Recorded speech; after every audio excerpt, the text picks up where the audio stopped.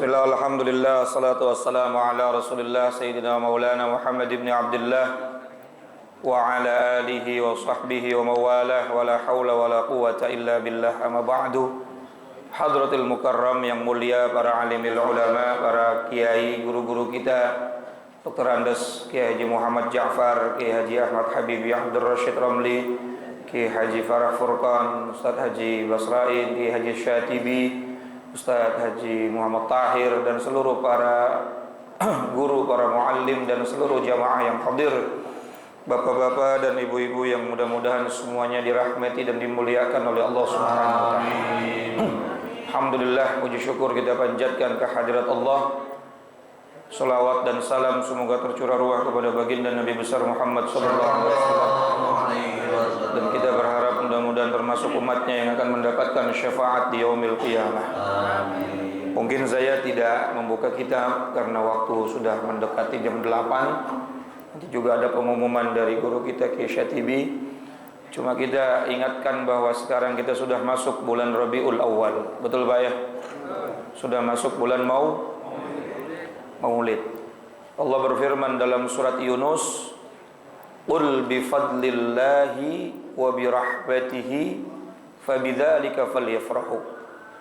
Qul, katakanlah wahai Muhammad, bi fadlillah, dengan fadl anugerah yang Allah berikan kepada kita manusia, wa bi rahmatihi, dan juga dengan rahmat yang Allah wujudkan di tengah-tengah kita.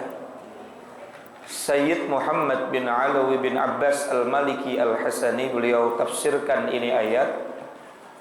Yang dimaksudkan dengan fadl dan rahmat itu tidak lain dan tidak bukan adalah diwujudkannya, dilahirkannya, dan diutusnya baginda kita Nabi Muhammad sallallahu alaihi wasallam. Itulah rahmat terbesar. Betul nggak? Kita hidup adalah rahmat dari Allah. Kita bisa bergerak, itu rahmat dari Allah. Betul? Tapi rahmat terbesar yang Allah berikan kepada seorang hamba adalah taufik dan hidayah. Dan wasilah taufik dan hidayah itu sampai kepada diri kita, lahirnya dan diutusnya baginda kita Nabi Muhammad sallallahu alaihi wasallam. Sehingga dalam ayat yang lain ditegaskan lagi oleh Allah, "Wa ma arsalnaka illa rahmatal lil alamin." Dan tidaklah aku utus engkau wahai Muhammad kecuali menjadi rahmat. Walhasil ayat ini tidak berlebihan jika Sayyid Muhammad mentafsirkan bahwa yang dimaksudkan dengan rahmat dalam ayat ini adalah diwujudkannya baginda Nabi Muhammad sallallahu alaihi wasallam. Fabidzalika falyafrahu, maka hendaklah kalian bergembira, kata Allah. Jadi yang nyuruh kita bergembira dalam rangka bersyukur atas rahmatnya Allah. Kita ngaji berkat rahmat Allah, betul? Bahkan undang-undang negara kita, UUD, itu alinea pertamanya gimana? Atas berkat rahmat Allah. Kemerdekaan kita juga rahmat Allah. Dan rahmat terbesar dari itu semua adalah lahirnya baginda Nabi Muhammad. Dan sekarang adalah bulan kelahiran Nabi Muhammad. Fabidzalika falyafrahu. Saya mengingatkan diri saya dan seluruhnya, mari kita gembira. Karena kegembiraan ini yang nyuruh Allah. Huwa khairum mimma yajma'un. Maka kegembiraan kita ini lebih baik daripada apapun yang kita kumpulkan seumur hidup kita. Gembira kita bukan dengan hura-hura. Gembira kita bukan dengan pesta pora, tapi gembira kita dengan bersyukur kepada Allah, mendekatkan diri kepada Allah dengan ihya'us sunnah, menghidupkan sunnah-sunnahnya baginda Nabi Muhammad sallallahu alaihi wasallam, ajarannya baginda Nabi Muhammad sallallahu alaihi wasallam, dan memperbanyak membaca salawat kepada baginda Nabi Muhammad sallallahu alaihi wasallam.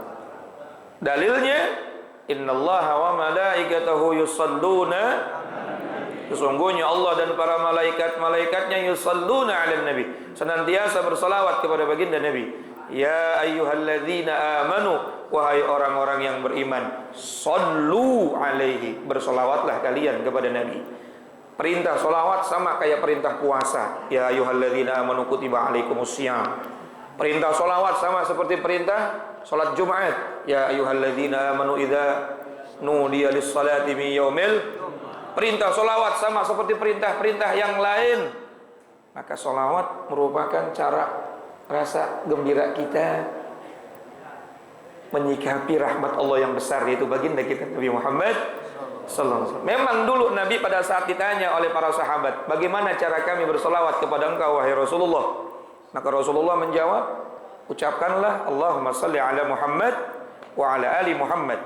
Atau redaksi yang lain, Allahumma salli ala Muhammad wa ala ali Muhammad kama sallaita ala Ibrahim wa ala ali Ibrahim fil alamin innaka Hamidum Majid wa barik ala Muhammad wa ala ali Muhammad kama barakta ala Ibrahim wa ala ali Ibrahim fil alamin innaka Hamidum Majid. Memang enggak ada sayyidinanya, enggak ada. Karena memang Nabi Muhammad tuh enggak gila dengan hormat. Sama seperti seorang guru ditanya sama muridnya, "Guru, bagaimana cara saya memanggil engkau?" Pasti beliau katakan, "Panggil saja nama." Kan gitu. Betul ya? Gak mungkin guru yang tawadhu ngomongnya, "Panggil saya Al-Mukarram." Betul gak? "Panggil saya Ustaz." Orang gila itu. Tapi murid yang punya adab, walaupun disuruh sama gurunya panggil saja nama, kira-kira tega gak manggil nama? Mit, sini Mit. Din, sini. Gak mungkin, kita minimal panggil Pak Ustadz, Pak Guru, betul gak? Begitu pula, Nabi memang tidak mencontohkan Sayyidina. Tapi ulama-ulama, para sahabat, para tabi'in, beliau katakan, wa yambaghi bilafdhis siyadah, al-ityan bilafdhis siyadah. Dan dianjurkan, sangat dianjurkan dalam rangka memiliki adab dan akhlak kepada Rasulullah, menambahkan dengan lafaz sayyidina atau imamuna dan lain sebagainya. Walaupun ini enggak dikatakan wajib, maka enggak usah diperdebatkan tuh ya. Mau pakai sayyidina monggo, enggak pakai juga. Tapi yang pakai sayyidina dalam rangka adab kepada baginda Nabi Muhammad. Dalilnya mana? Allah berfirman dalam Al-Qur'an ayat yang lain, wahai orang-orang yang beriman, la taj'alu du'a ar-rasul ka du'ai ba'dikum ba'dha. Jangan kamu panggil nabi kamu seperti kamu memanggil satu dengan yang lainnya, sama seperti kita memanggil sesama kita.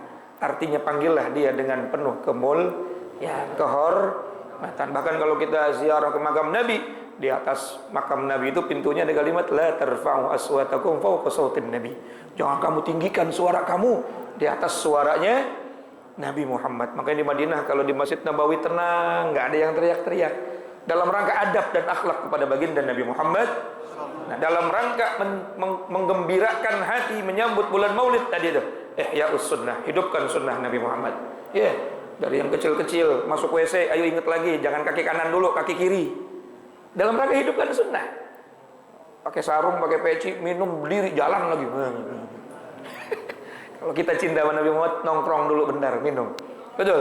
Nah, hal-hal yang sepele-sepele itu di bulan Maulid dalam rangka mendekatkan diri dan jiwa kita kepada Rasulullah, dua caranya, bahkan tiga kata para ulama. Hidupkan sunnah, banyakin baca salawat. Lalu yang ketiga, kenali Rasulullah sallallahu alaihi wasallam dengan sering membaca sirah nabawi, sejarah hidupnya baginda Nabi Muhammad sallallahu alaihi wasallam. Ayo kenali Rasulullah, baca Berzanji, baca Dibai, itu terjemahnya ada tuh, biar kita kenal siapa Rasulullah sallallahu alaihi wasallam. Alhamdulillah di ukhuwah Islamiyah walaupun singkat tabarruk kita baca Maulid. Sabar ya.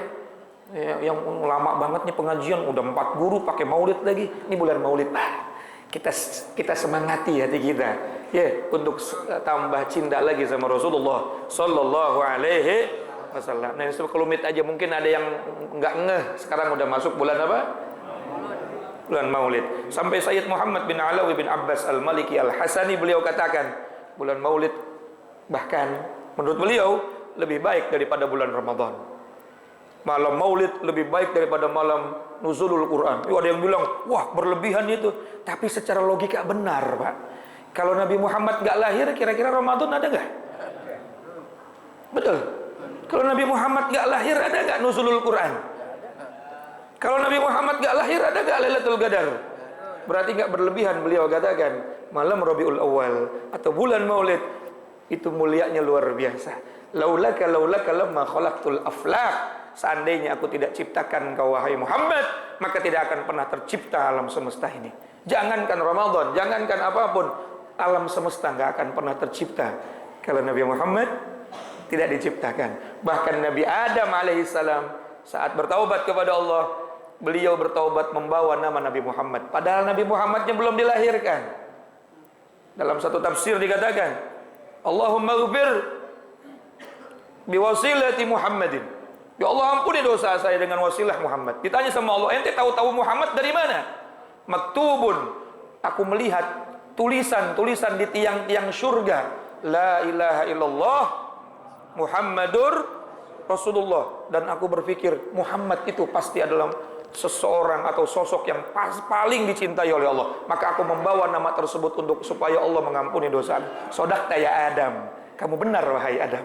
Nabi Adam bertaubat membawa nama baginda Nabi Muhammad sallallahu alaihi wasallam. Masih banyak lagi kalau kita bicarakan tentang sosok kemuliaan baginda Nabi Muhammad. Insyaallah Allah Subhanahu wa taala masukkan kita ke dalam golongan orang-orang yang cinta kepada Rasulullah sallallahu alaihi wasallam dengan membaca salawat dan berusaha menghidupkan syariat, ajaran dan sunnahnya baginda kita Nabi Muhammad sallallahu alaihi wasallam. Karena jalan itulah satu-satunya bukti kalau kita ingin dianggap mencintai Allah Subhanahu wa taala. Qul in kuntum tuhibbunallah fattabi'uni. Katakan wahai Muhammad kepada umatmu, kepada hambaku, kalau kalian memang mencintai Allah, satu-satunya cara membuktikan kamu cinta sama Allah, fattabi'uni, kata Nabi Muhammad dalam Al-Quran itu. Fattabi'uni, maka ikutilah aku.